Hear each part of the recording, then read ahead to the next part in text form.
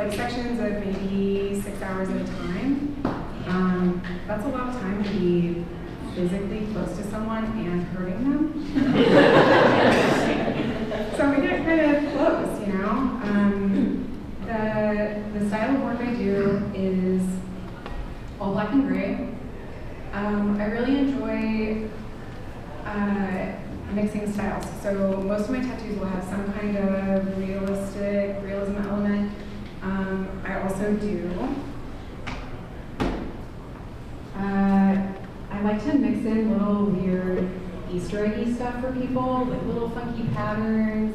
I'll hand paint things on the skin often, and then tattoo that on once it's painted on. So like this whole big white stripe here is all just like painting on the guy.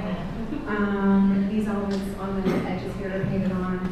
And even if it doesn't have realism or hand-painted stuff, I'm usually mixing multiple styles. So like some soft floral stuff, and it's like really big, high contrast, illustrative stuff.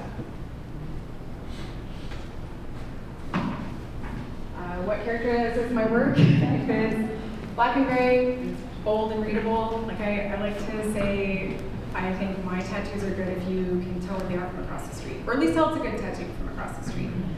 And if they're a little weird, then they might be mine. I've had some press coverage over the years. I was on KSHB. Oh, that's me tattooing my dad. Oh, cute. This was earlier this year. I've also, I have won the Pitch Best of KC Best Tattoo Artist 3 times in the last 10 years. It feels a little weird mentioning that, so thanks for the nice feedback. My start in tattooing was a leap away from going to law school. I was terrified of spending the whole rest of my life on the clock. I was leaving, I don't know if anybody else can relate, but I really didn't want to be doing the same thing I was doing in college, which was just, I went to school for philosophy, by the way. I took every art class I could take as an art major, and then thought, nobody can make a living as an artist. So I switched to philosophy. But then it was time to graduate, and I didn't want to actually go to law school because it sounded miserable. So instead, I went and found a tattoo apprenticeship. This was me in 2003. That's my first tattoo. It was like it would have been, I should have gotten a slide of just the tattoo, but I did not. I just found a picture from that. Like this old school gambling woman that says, "Don't gamble with love." And I was so thrilled. Like, I didn't draw that. That was flashed on the wall just like everyone got in 2003. But I was so excited to be doing a good job. In tattoo shops in 2003, you walked in the door, they were loud. Everybody used coil machines that were that really clacky, like, yes. And they all smelled like green soap because there was one type of soap that we all used, and it was literally just called green soap. So just the environment was kind of like rougher than you might expect in 2025 anyway. I worked with all kinds of people. It was awesome.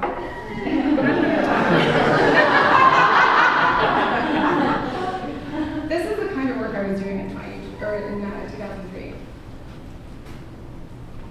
It wasn't good.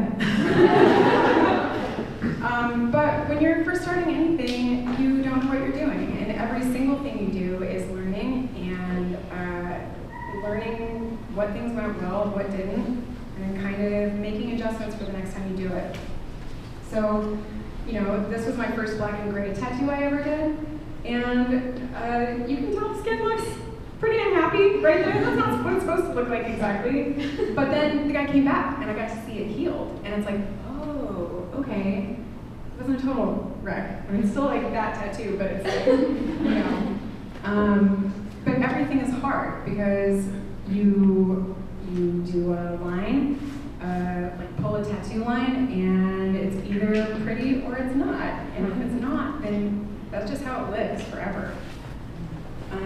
I was also starting, like within my first year or so of tattooing, I was starting to try to experiment with, this tattoo's on my mom. She'd probably be mortified that her tattoo was on a screen, but I was trying like watercolor stuff, or like, I wasn't really dabbling in much realism yet, but I was having to learn the translation of the medium when you go to draw something in color and then you put it on the skin. It's going to pick up all the skin things underneath it, you know? Like all the values change, all the colors change. So at the beginning, totally just sitting there being a crazy perfectionist, trying not to mess everybody up.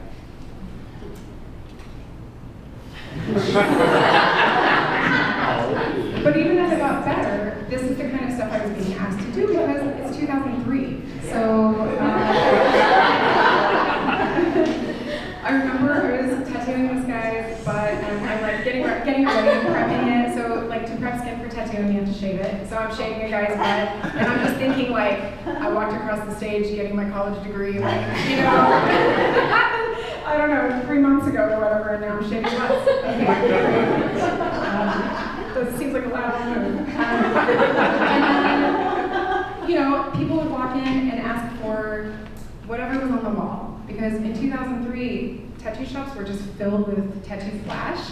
And we had these massive, like, probably 8-foot tall flash racks that just had hundreds, thousands of designs in the shop. And if somebody picked something ugly, you could try to like suggest that they allow you to make some changes, but often they would say, well, I mean, I see this one and I like it, so I'm just gonna go with this. So it was multiple challenges in the first couple of years. But that's also because most people, tattoos weren't quite as popular, and most people hadn't seen inside a tattoo shop if they didn't have one. So they were nervous to come inside at all, like to come to us. Until tattoo reality shows. And I might be like the only opinion on the planet that says that that was like an overall positive shift in tattooing. But this totally changed my career, because now people came asking us to draw things, and like with a basic assumption that we were capable. And that was a huge shift. Because that shop I started at, just for context, was like in between a liquor store and a biker bar and a porn store on the outskirts of town. Like the standing credibility was maybe like a little lower than what might hope if you're trying to make a living doing something. But pretty soon I started being able to draw some stuff. This is what my work looked like in, you know, the first like maybe 5 years in or so. Everything had a banner. I tried to find some pictures without banners, literally a banner on everything. But I was doing a lot of color at that time. Still like playing around with black and gray, but it wasn't mostly my thing. I was starting to try to aim people's ideas into directions that made me happy. But I wasn't like insisting on it. If you came and you said you wanted I don't know, like a lion wearing a Royals hat, smoking a blunt, I would probably tattoo that because, you know, this is the job. But, oh, and also, this is when like, we were still drawing on paper on a light box because I had a like Wacom tablet connected to my laptop, but the thing together weighed like 20 pounds or something. So I was trying to like get digital, but this mostly was not. This is my like maybe third tattoo job, and I started tattooing a lot of realism at that time. This is a portrait I did of Jeff Goldblum, and the person that got it posted it on the internet, and Jeff Goldblum responded and rated it 10 out of 10 Goldblum.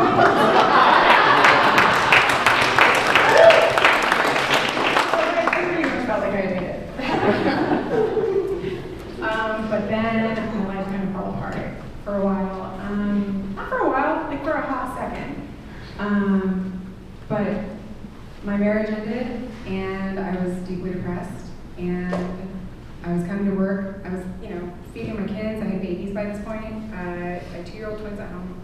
I'm like feeding my kids, coming to work, and then drawing this fucking Tasmanian devil or whatever. And I'm like, I can't do it. And instead of quitting and taking a job that wasn't so energetically demanding, I just started saying no. Like, for the first time in my entire career. Thank you. It takes a lot. Some of us, it takes a lot. Some of you have learned early to say no and learned the Rick Rubin, the quality of the work is what you edit out, right? But it took me a long time to pick up on that. This was like 10, 12 years into my career. But with my ass on the floor, I started figuring out how to do things that made me really excited to work. So I started suggesting things like, oh yeah, you want a mountain? What if we just painted it on you with a brush? And I was just making it up as I went because I needed there to be some dopamine in what I was doing in the moment, or I was not going to make it at all. So I started doing some kind of abstract-y stuff. And I found that if I was willing to say what I was hoping for, what I was excited about, people would sometimes go along with it, often go along with it. I started bringing some more weirdness into the tattoos that I was doing, and I was really surprised that the response was positive. Like, when I did more of what just made my little gremlin heart happy, people were more into it. And I think this year was the year I won the pitch, the best tattoo artist thing, the first time, and I was like, oh my god, it worked. All I had to do was try to, have joy, and it resonated. And so I started, making things a little less pretty, and adding things that were a little corroded, or lower quality, kind of, I'm sure there were pretty pictures of palm trees, but I picked the ones that were kind of fucked up. And when something was too pretty, I'd start sliding in suggestions like, can we just chop her up just a little bit? Let's add some grit. I'll take, this stuff over here. This I prepared in advance, but this is all just hand-drawn, I would paint this on the guy, and then get out a ballpoint pen and be like, okay, well what if we just kind of scritch that in there? And I liked it, and but then this spot would feel a little loose, so it's let's just flick a little ink on there and see what happens. And it was super fun, and I got deep into hiding things in my tattoos for people, for them, that they wanted. But this is binary, and it says something that I wish I could remember now. There's the word in the binary here. So I started adjusting my strategy so that not only did I get to enjoy the doing of my job instead of just the sharing it later and hoping people liked it, and also I started building in pieces within the tattoos themselves that resonated for people maybe longer than the visual part did for them. Because when you get a tattoo, you're making a gamble that your 20-year from now self is going to have the same artistic taste that you do right now. Everyone in this room probably understands that the likelihood of that is real low. So you commit to loving the thing that you get. And also, if you're lucky, you have a couple little inside jokes in there that you get to hang on to, even if you're, even if you sunburn it 1,000 times. Oh, and then COVID happened. So that was a mental health disaster for a lot of tattoo artists. That was a really painful process because we were shut down for quite a while because we have to be so close to people. So I responded to that by leaving my job and just opening my own place, which makes me really grateful for COVID because with the space to just be in that room with my client, I learned a lot. Like, I learned that people keep me grounded. That if I'm creating something that closely with someone, we're literally the only two people in there, that it is helpful for me. Instead of making it more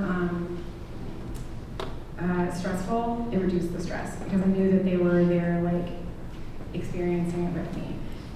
And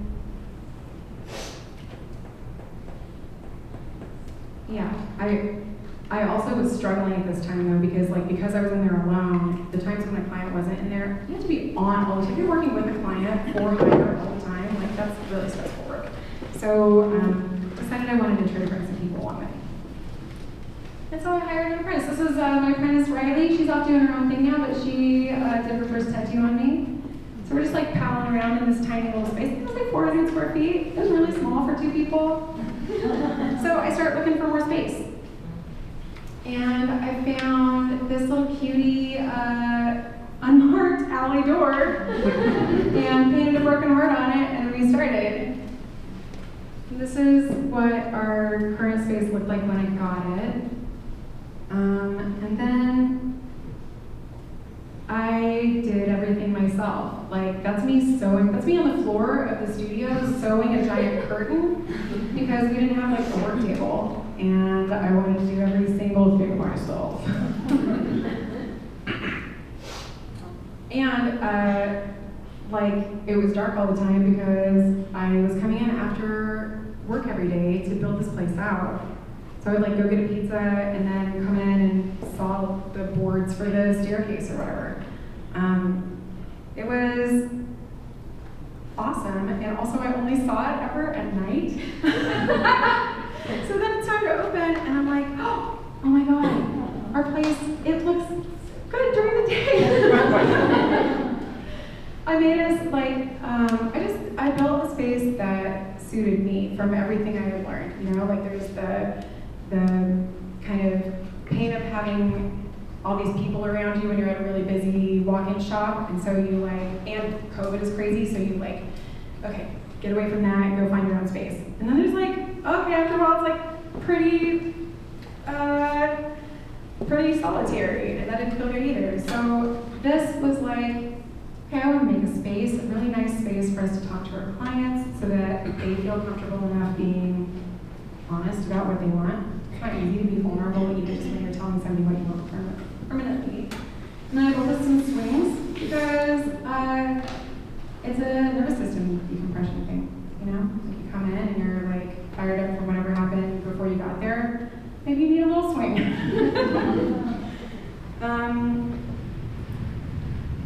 And now I tattoo in this kind of, I like my space kind of dimly lit so that it's sort of low stimulation, because for me tattooing, but also for my clients, it's getting tattooed for 4, 5, 6 hours is a lot. And so having it be just like a little calmer is really nice. Made a big difference for me too. And then we have space to do photo shoots of our finished projects. And over on the top right, above that pink door, that's the bathroom, but up top of that, I built us a little drawing loft so we can like sneak up there and draw by ourselves if we need a little space too. And I grew this amazing team with these total badasses. This is my assistant Nicole, our assistant Nicole on the left, and Allie Johnson, who's currently on season 17 of Ink Master. She's in the room right now. Sorry for calling out.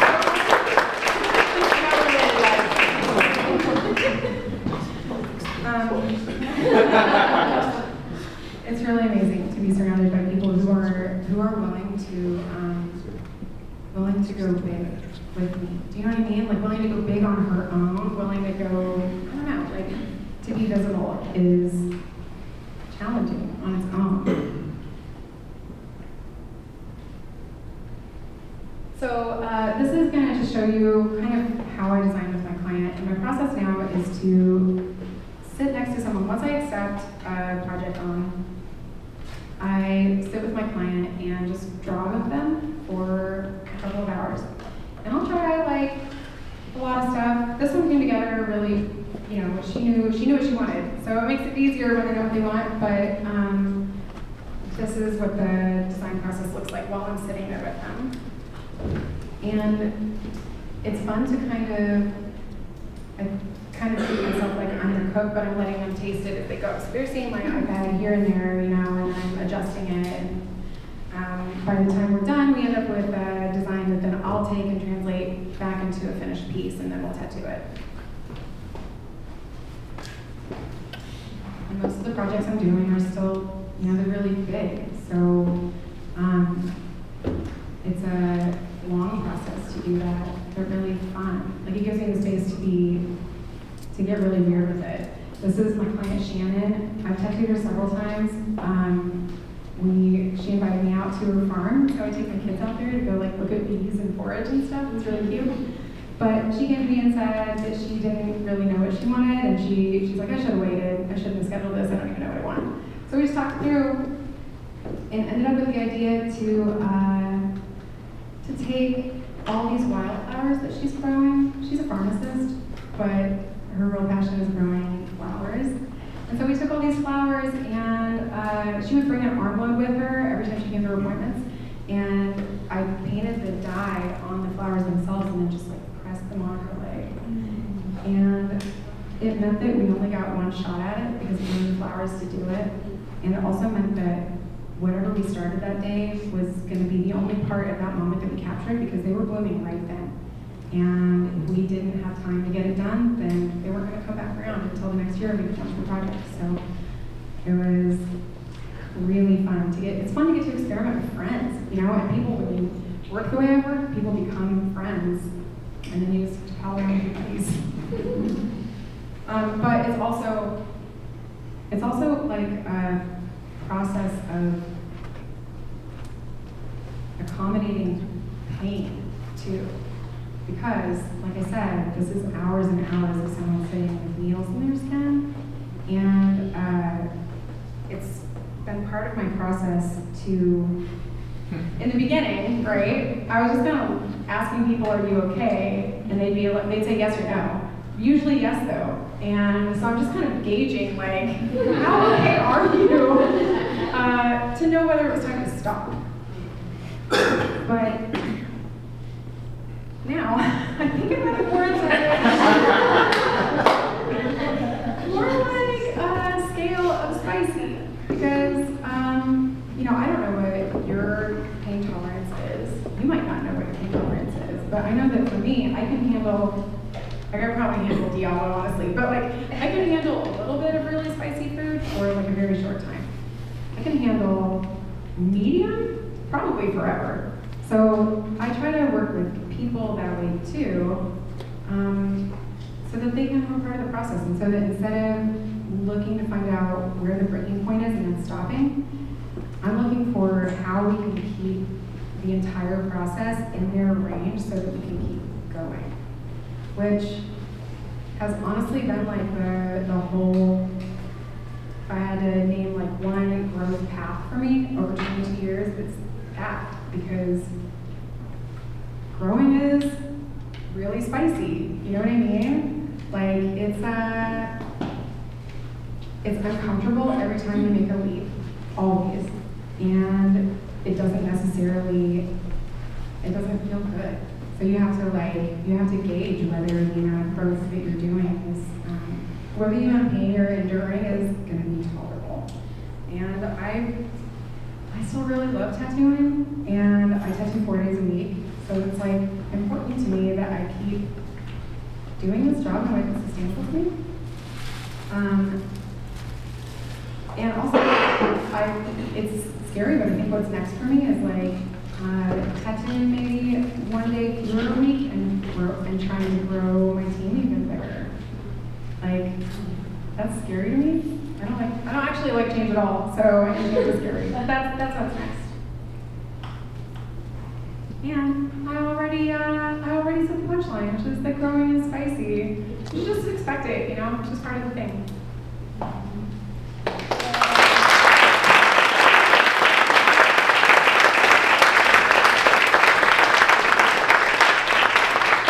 So good, thank you.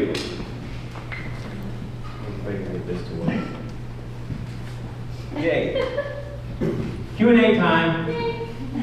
Okay, I took down some notes, question notes. What's that? And you guys are gonna have a couple minutes to ask questions as well. In what way, creatively, are you being challenged to grow right now?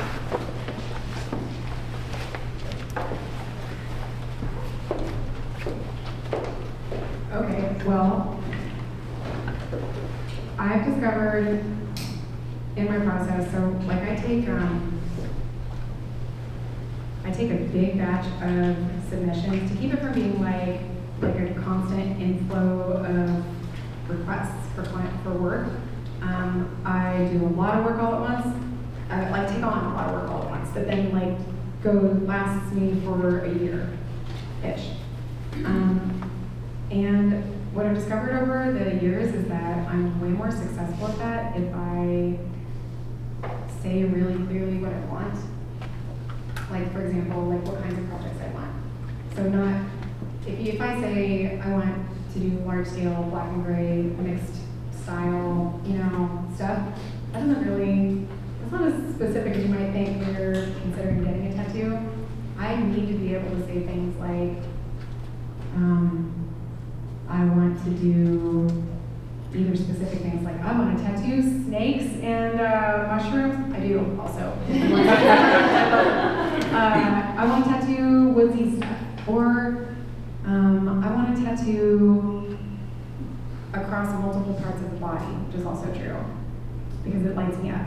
But the more specific I can be, the more it's like casting a freaking magic spell, and then like, I don't think your real magic spell's in. No, that's a weird metaphor, but but it works, and that's way more challenging than you would think. So that challenge is, like just knowing what I want to begin with, and then fertilize it. I don't know if anybody else struggles with that, but that is not easy for me. Yeah, I've actually heard you talk about the business side as being something that hasn't naturally been your number one skill. And I think that's really valuable for creatives to know how you've had to grow into that as well. Yeah, I had to hire somebody really confident to help me. Thank you. Nicole takes care of a ton. She's the first point of contact, the primary point of contact for all my clients, for all of our clients, which is great because that's a huge part of work, is just communicating with clients, and if somebody else can kind of like make a little insulation for me so that I'm not like constantly buffeted by other people's energy, especially while I'm trying to do the work of tattooing all day, that is so helpful. Hiring somebody to help me and then giving her the space to learn what the business needs, and then kind of like take ownership of it herself has been the hugest help.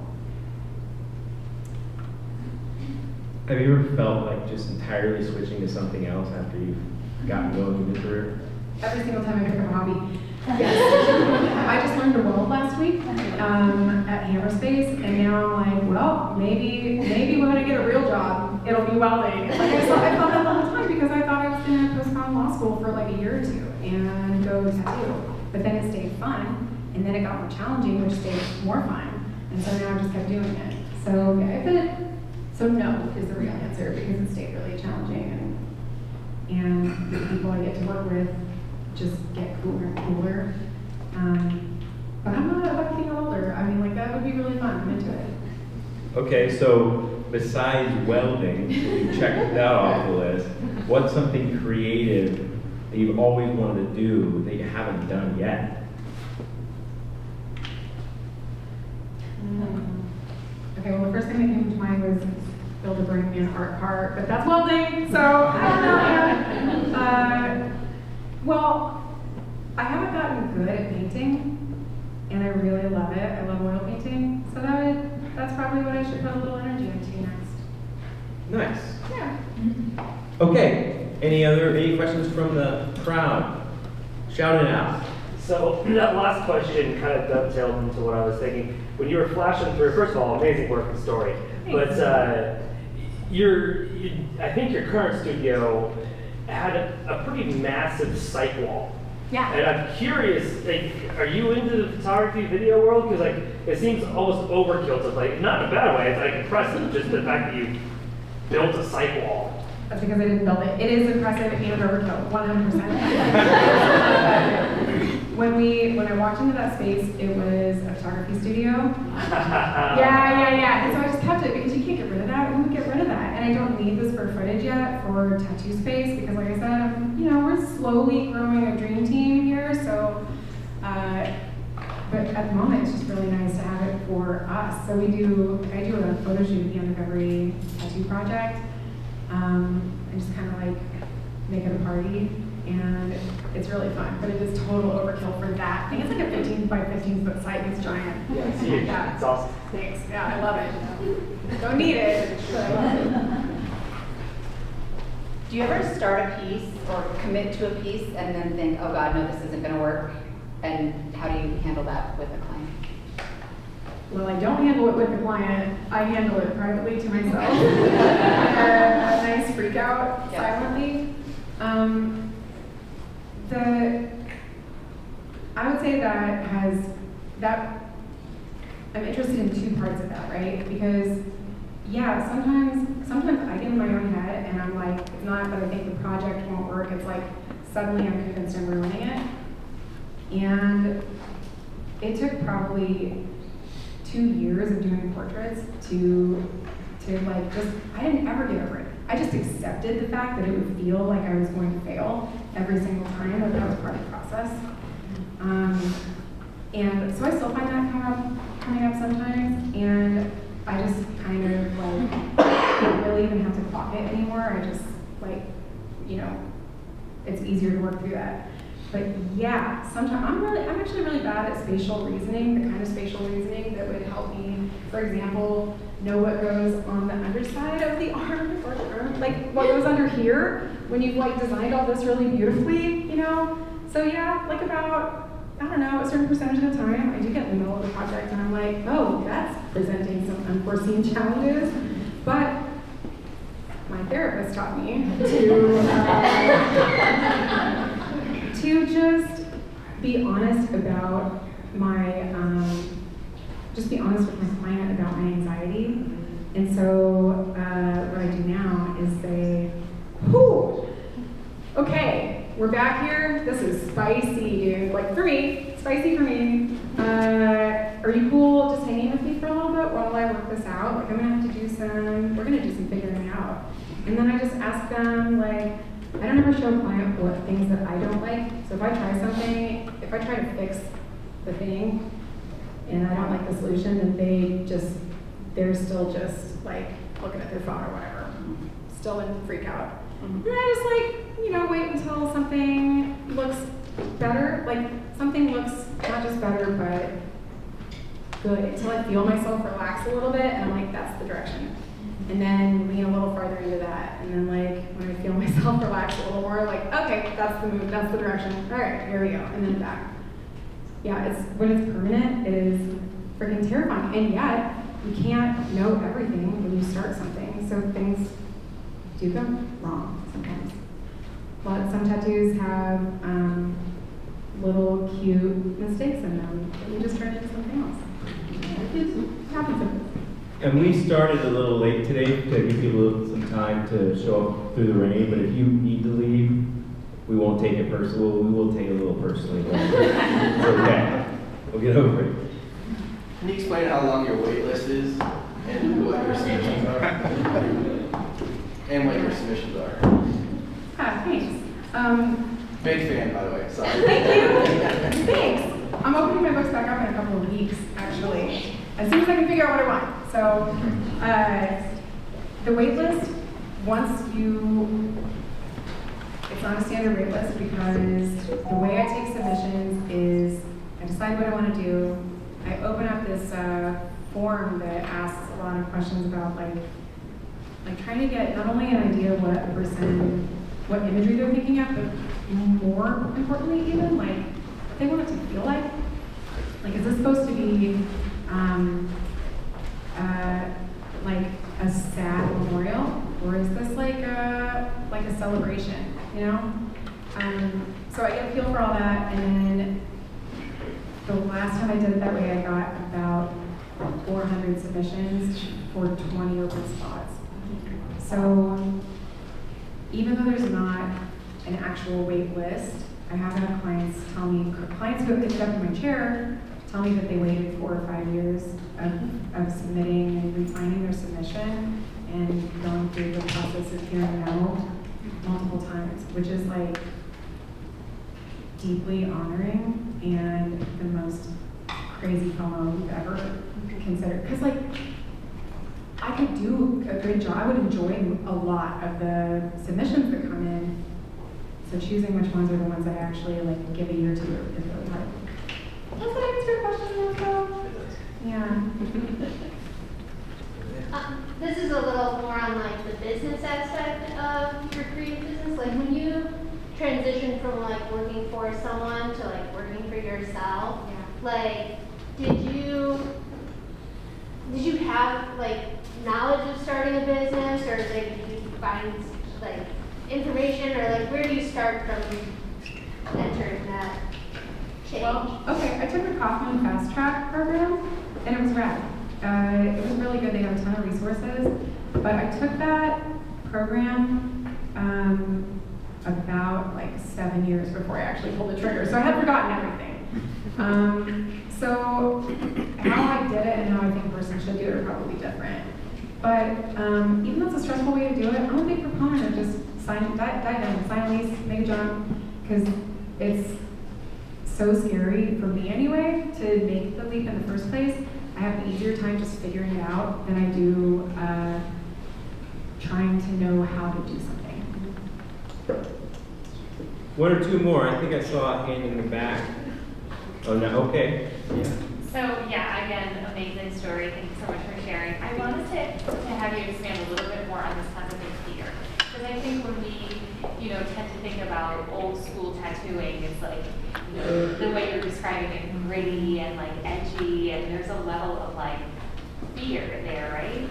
You talked a little bit about that fear from your end as you're being the tattoo artist with somebody who's being tattooed. But what is that other side of fear for like the individual, and how do you kind of work through that? How can you detect it? Right, you've got your spicy meter, but it's such an emotional process, and there's so much between the two, both of the person being tattooed and then obviously the artist doing the work. How do you use the transformation that you're kind of already in the process of doing to try and alleviate or recognize or understand that part of the fear from the person being tattooed? Curious about that. Yeah, that's a great question.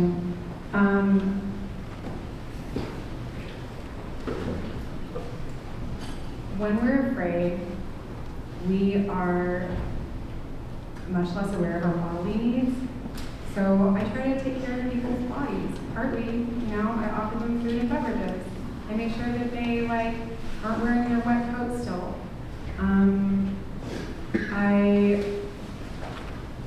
That only goes so far. You have very nice towels. Towels in the bathroom. High end. Yeah. Yeah, I try to make it a nice sensory experience because that alleviates fear. Like it works with animals too, right? Like we're all just animals. So yeah, I try some sensory ways to lower fear in the studio. But also, I've gotten pretty good at attuning to people in the process. So if it's not a hell yes, it's a no. And I know that from my own experience, and so I'm able to recognize it in other people. So when I show somebody something, I'm doodling on my iPad, not left-handed, I'm doodling on my iPad, and I'm trying something, and maybe I'm really feeling it, and I turn it and I show them, and they're like, yeah, maybe. That's not good enough, that's not it. Scratch it, wait for the next thing. If I push through on that, I can get them to say yes, but that's not only not going to be like, and not only is the consent more specifically necessary in tattooing because it's permanent and you're touching someone's body, it's also, you're not gonna like it as much. You're gonna fight that client every single step of the way. And it's gonna be on little stuff. It's not gonna even be on the stuff that they're able to vocalize. They're just not gonna feel it if they don't feel that like, yeah, from the beginning. So you just gotta like, you know, be exceptionally patient. And thankfully I'm very doggedly patient. So I just like, just wear them down, man. I just keep coming at them with different things until I feel that like, fuck yes, and then that's the direction I'm going. But fear doesn't really stand much of a chance in the face of hell yeah. You know what I mean? Like when you feel that feeling, that goes a long way toward making stuff less scary. Ooh, so find something you're really excited about, and then like fear of not knowing how to start kind of goes away too. Necessity is the mother of invention. That's what they say. Hey, let's give it up for Jessie.